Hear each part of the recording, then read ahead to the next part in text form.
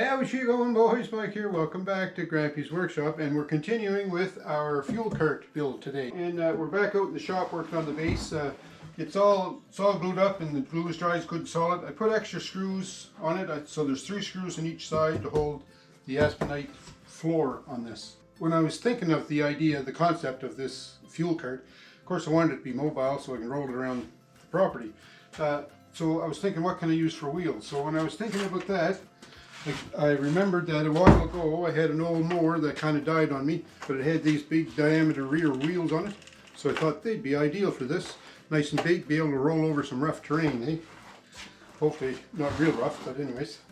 And also, although I didn't show this, I measured the distance between these wheels before I cut out the pieces for my base to make sure that it would fit. So yeah, these wheels are going to go on here, something like so. On this axle for the wheels, if you notice, I'll get up close here, there's a bushing on either side. So what I want to do is drill a couple of holes in these 1x4s to fit those bushings. I'll be able to slide the axle in there, set the bushings in the 1x4, and that should give good support and kind of a bearing for the axle to rotate on the edges. Remember when I cut the dados, I made it deeper on the bottom than on the top. I measured from the top of this piece to the deck. It's 1 3/4 of an inch. I measured my bushings here. They're 3/4 of an inch diameter. So I needed to cut a 3/4 inch hole in here.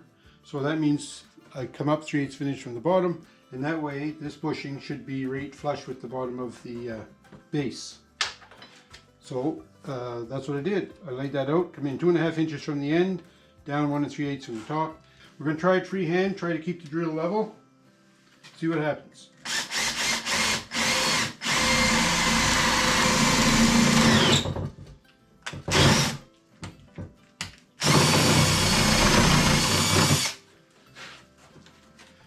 Well, it looks kind of scuzzy on the inside here, but well, I'm not sure if that's going to work or not.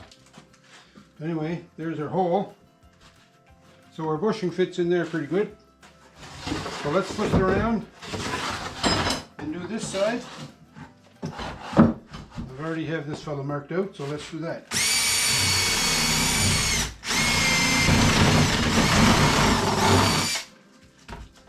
My measurements, I guess, were off a little bit because I'm drilling into the deck. So the same on this side. So I'm going to put the bushing in there and try to put the shaft, the axle through it, and see if it fits. If it doesn't fit, what I might have to do is just wallow out some of this base here to make the axle fit. And see here, because I put my holes down too close to the deck, there's just no way that that axle is going to fit in there. So what I'm going to have to do is I'll just put a mark here and a mark here, and I'm going to have to get a chisel or something and clean a little bit of that space out of there so that my axle will fit. That was kind of an error on my behalf. I cut too deep, but anyway, should be able to fix that. So what I'm going to do is I have the chisel, and I'm just going to try to chisel out a little trough here for the axle to slide through. So this is going to be a good test. This will be a good test to see how strong my frame is. If it doesn't break after smashing on it with the hammer and the chisel here for 10 minutes, it should be good and strong.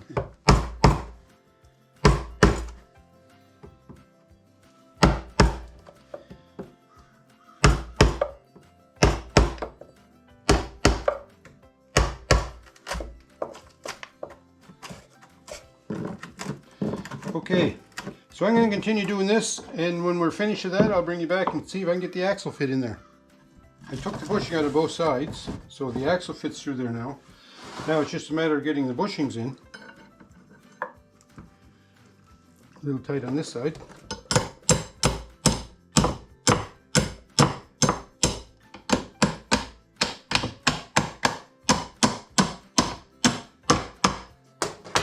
Fits perfect, as they say.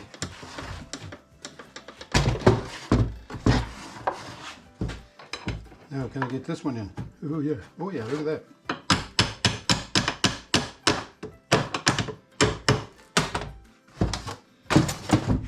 So that doesn't look too bad.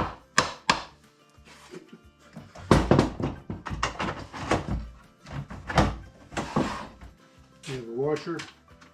And these are nylock nuts that go on this.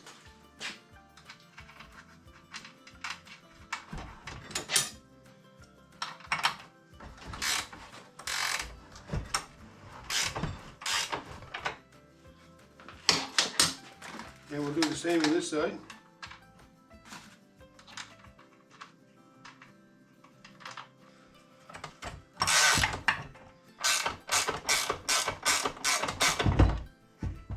Alright, so that's that. If you see underneath here now, the axle is supported all the way along on the base. Now what I need is something on the front to hold that up. I'm thinking if I just put a couple of pieces of 4x4 at the front, like say one on that side, one on that side, maybe with a piece of wood between them, that would work, but I don't know. I'm thinking I can come up with a better idea. So what I did was I went out back behind the shop, and a while ago when I got my Woodland Mills WC46 wood chipper, it came in a metal pallet. It was framed up with steel, angle iron, and it had some of this flat bar in it. Maybe I could take these pieces and put a couple of bends in them and make kind of a bracket that would come out, come down, head comes up, and then back over to connect on there. That way it'd be like skis. It would be good. I'm thinking when I'm pushing this cart along, when I go to set it down, it's going to want to keep going forward.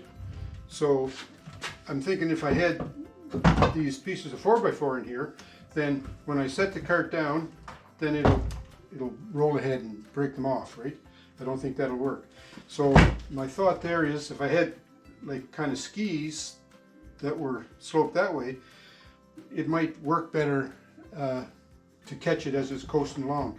I don't think there's going to be a lot of sideways force on it because these wheels back here are going to keep it straight that way.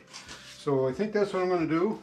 I take this, fasten it to the front piece, put a little bend in it, and then put a little bend in it for the bottom, another little bend, another little bend. It's going to be simple.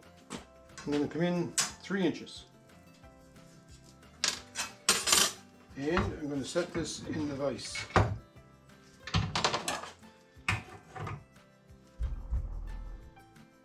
Alright, not bad right there. Now I want to put a little bit of a bend in this, so plug your ears.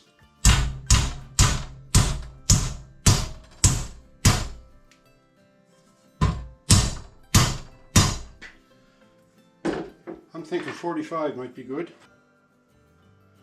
So that's a little bit more than 45. So we'll unbend it. Alright, that's close enough to 45. Now, I need to measure from here down. I think this is going to end up being more than 45 because I need this to be 8 inches. Alright, yeah, this has to be more than 45.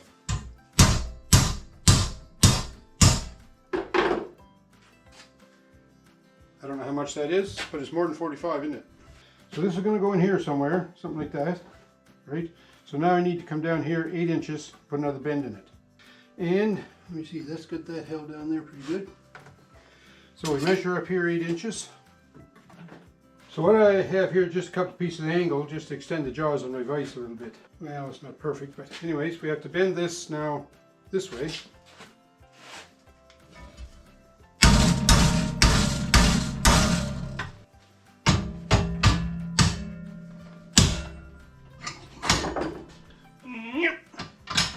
Right.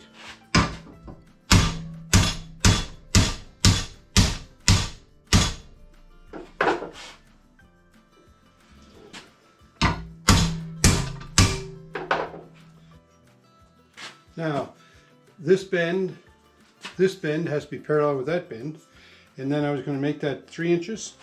Okay, now we have to bend this fella up again, something like so. Make sure this is square. Not bad. Yeah. All right, now this has to bend down.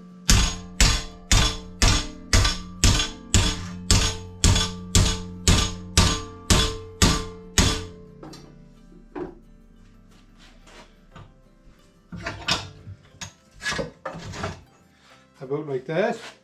It's even pretty straight, eh? Now, what we have to do is put a straight edge on here to find out where this bend should be.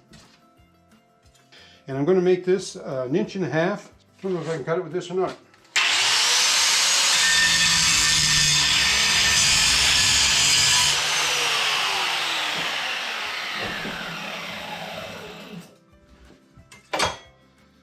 Alright, before I go any further, I'm just going to go with the grinder and tidy this up so I don't cut myself. I'll be right back. Make sure it's square. Not bad. And then this has to just tip down a little bit. Something like that. Maybe that's even too much. There, that doesn't look too bad. This and this have to be at right angles, right? So it's going to go tight against the front here and flat against the base. So let's just flip this over for a second, so before we get too carried away. If we flip this over, and if this is going to be mounting under there, looks pretty level. And this is a good base, you know, to support it on too. Like I'm thinking if it's rocky or soft or muddy or something, then that might not sink in too bad. Yeah, so I think I'll bend up another one of these and then we'll come back and install them. Well, here's my 2 skis. I formed up another one and then I even painted them. I'm going all out on this project, boys. So now what I need to do is I need to put some marks here where I'm going to drill some holes.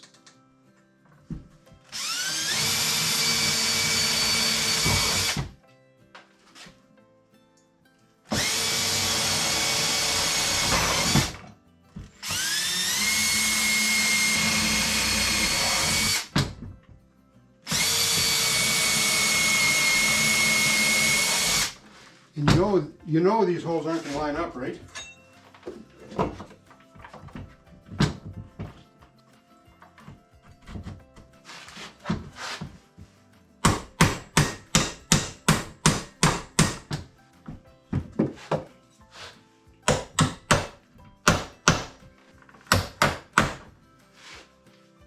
All right, I got that one here.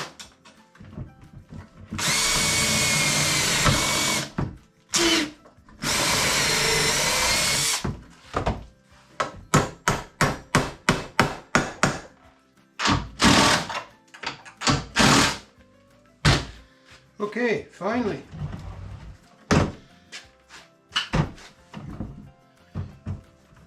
Well, you know what? I thought when I measured these that I was going to make this more level than it is, but I don't think that's a problem that it's not right level. Not bad, eh? I like it. Now I have to figure out how I can put some arms on this. I'm not sure how that's going to work. But we'll work on that one. So I got some wheels and some skis on that Fuel Dolly. I think it's going to be okay if I can figure out now how to get a handle on it. I got to get a handle on my Fuel Dolly. But hey, that's going to happen in the next exciting episode of how to build a shop-made Fuel Dolly. Got to get a handle on it. And I have an idea too on a neat little addition that I want to make. So stay tuned for that too. I'm not going to tell you what that is because this is a cliffhanger series, I was told. So that's what I'm trying to make it into. Thanks for watching, folks. Have a great week. Don't forget, thumbs up me. Oh, and leave me some comments what you think of my Fuel Dolly so far. We'll talk to you.